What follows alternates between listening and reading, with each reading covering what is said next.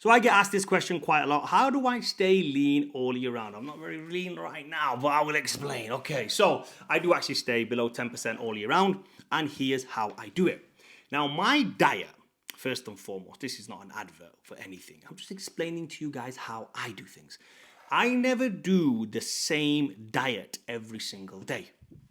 So here's what I do. My theory when it comes to dieting is about controlling insulin. That's the main thing when it comes to me. I do not count calories. That's one thing I do not do. My game is controlling insulin. What do I mean by controlling insulin?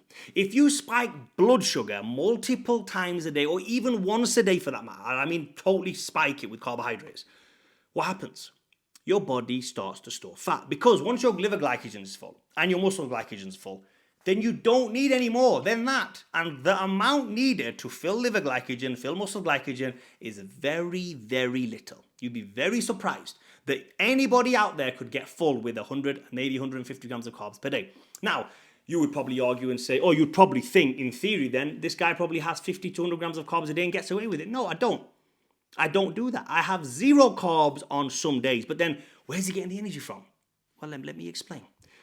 Two ways of getting energy on what I would call keto days or zero carb days.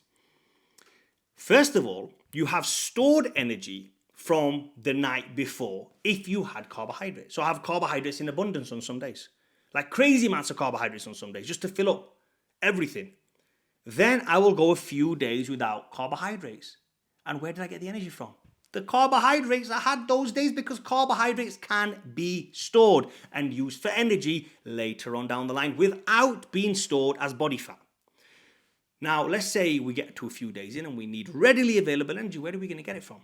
We can get that from fats. People have this misconception, and the new bullshit science has made you believe that fats are not a good source of energy. You ask 99% of the public out there and you say to them, which is the most readily available energy for your body to break down and consume and use and utilize as energy? Is it going to be fats or is it going to be carbohydrates? I can guarantee you that 99% idiots out there are going to choose carbohydrates. You know why? It's not their fault. It's not even their fault. Why would they choose carbohydrates? Because that's what Google says. And that's what every single coach out there is selling you. That carbohydrates are better for energy than fats. Try and use fats for energy. And then you will understand that you have been fed a big fat lie by the industry for a very long time. Fats are way more superior than carbohydrates. Now, if you are one of those people that do count calories, let's say you count calories, let's entertain this section of counting calories. Why the hell would you have a lesser nutrient in carbohydrates that contains 4 grams or 4 calories per gram than a superior nutrient that contains 9 calories per gram? Which one is better to consume? The one that offers you more nutrients, 9 calories, or the one that offers you shitty 4 calories per gram? It's not even close. It's more than double. But why the hell are you made to believe and you people think there's more energy in this bullshit? Sugar, the main thing around carbohydrates are based around sugar. Try and think of a carbohydrate that isn't based around sugar. Can you think of one? Do you know one? I'll tell you one. Nuts. Nuts have carbohydrates that do not spike insulin. They still have carbohydrates. But no one has ever thought have you ever thought of carbohydrates as nuts? No one else has they. And that is why I'm trying to say I'm ahead of the game. Keep listening. That's the first thing. Don't spike insulin. Nuts are a great source of energy.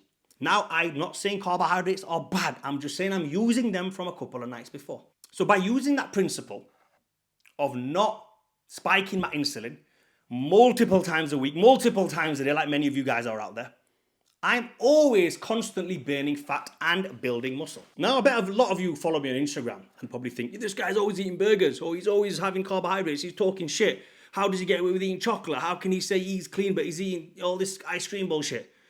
It's called a cheat meal, bro. It's called a cheat meal. And how do I go about a cheat meal? Let's say I have a high day, which is high carbohydrates. Then I have a couple of low days, which is just fats and protein. And now I have the cheat meal. Where do you think the cheat meal that's full of shit, I'm going to admit it, it's full of shit and chemicals and garbage. Where do you think that's going to go? right into the liver, right into the muscle stores. Because the body's not got enough time to absorb it as fat. It will not use it as fat. It will not store that energy as fat. It'll just get rid of it. How? Because just as it's about to store it as fat, the next day, I'm not eating carbohydrates and shit again. I'm back on what I call keto cycling. Well, it's not really called keto cycling, but it's back to business with proteins and fats. And the body thinks, oh shit, I should have stored that, but I didn't store it, so therefore I'm just going to shit it out. And it goes. And I can almost guarantee you this, that I am not just an anomaly that this works for. Every single one of my clients has been on this cycle. And by end of the week one, end of the week two, they're like, wow, this has changed my life. And the reason for that is because gut inflammation comes down, digestion becomes optimal. You have probably never ever used your digestive system to the best of its ability. Imagine you get a car, right? Not one of those new cars that run on, lithium batteries. An old school car. And you get, what example can we give? Okay, let's say you get a banana, right? You get a banana and you stuff the banana in the exhaust. But you leave enough hole at the side so the car can still work. For those mechanics out there, you're probably going to think, what is this guy talking about? It doesn't work like that. But you just hear me out. Let me just entertain me for a second, bro. The car's going to move, but it's not going to be optimal. Because there's just not enough air filtering through the car. So it will work, but it will be very, very sluggish. That's your digestive system. Because you're constantly filling it with shit. Now we take the banana out, we take the carbohydrates out. For 2-3 days, guess what happens? Once all that junk clears out of your system, once all that debris of banana is getting out of the exhaust, all of a sudden, it's clean. Your body is going to thank you for it. And that is why I can have 7 different diet days, 7 days a week. Every single one of my clients will look at it, wake up today and say, okay, what day is it today? I had a cheat meal last night, so what's the next day? Oh, let's do phase number 4 today. They'll wake up the next day and they think, you know what, that was a bit of a hard day yesterday. You know what I'm going to go for? I'm going to go for phase number 1 today. And as long as they know exactly what phase to do back to back, like there's certain phases that you can't do one after the other. You can't have too many carbs 3-4 days in a row because then you're going to upset the balance and make sure your gut inflammation is high and your insulin sensitivity is high. As long as you manage insulin sensitivity by controlling and managing your diet, everything's possible. You're out and about. You're in a business meeting. Shit. Didn't cook my food. Where shall I go? It's all right. I'll go eat. I'll go in Nando's. Can't find a Nando's. Can't find this. Can't find that. There's a work due today. Everyone's going out. We're going to, get some burger and chips. Going to the pub. Want fish and chips today. You know what? It's okay.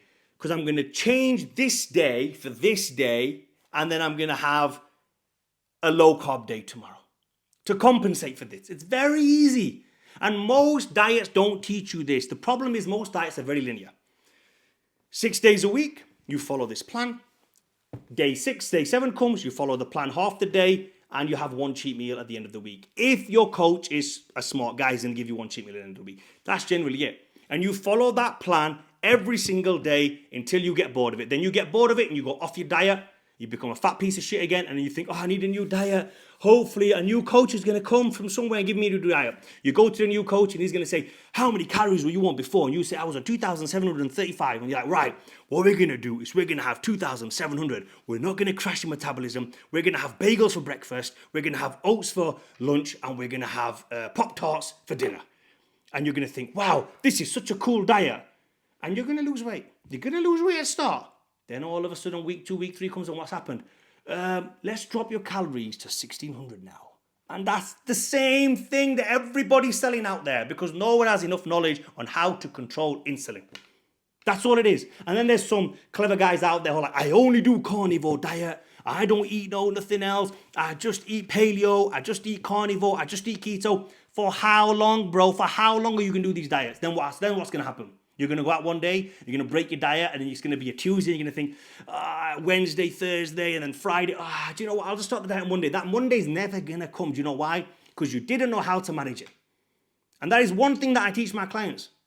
It doesn't matter what day it is, bro. It doesn't matter what time of the day it is. You could have half a day of dieting, 6 p.m. comes, some shit's kicked off, something's happened, you didn't know about an anniversary. Who remembers anniversaries, bro? I don't. All of a sudden, your missus drops it on you and says, 6 p.m.'s anniversary dinner. I booked it last year, and you think, yeah, you did. You did book it last year. Yeah, we need to go to anniversary dinner. You go there, and you enjoy yourself. You don't say you're dieting, you enjoy yourself, but then you know what to do the following morning. That's the thing that most coaches don't teach you. Most people say, oh, you had an off day? No problem, mate. Just get back on it the next day. Bullshit, that's not how it works, bro. That's not how it works. You cannot have a cheat meal on a Sunday night, wake up in the morning and have bread and toast. Sorry, bread and toast? What about? You can't have toast and eggs. You can't have toast in the morning. You can't have bread in the morning after having a cheat meal last night. What's the point? Have you not had enough carbohydrates the night before that you need carbohydrates the next morning? It's bullshit. It makes no sense to me why you would eat carbohydrates after you had a cheat meal the night before. Zero sense. So if you're looking at your diet plan right now and you're thinking, your coach has said, I'm eating carbs every single day and I'm allowed a cheat meal on this particular day, look at the next meal in the morning. If that meal has carbohydrates, you, sir, need a new coach. Link is in the description. So hopefully this gave you some value. Comment down below, like, and please subscribe. And go to FADYHussein.com and buy a hydro flask.